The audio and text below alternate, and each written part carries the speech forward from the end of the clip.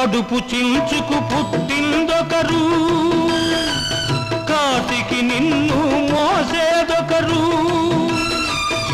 తలకు కొరివి పెట్టేదొకరు, ఆపై నీతో వచ్చేదెవరు, ఆపై నీతో వచ్చేదెవరు?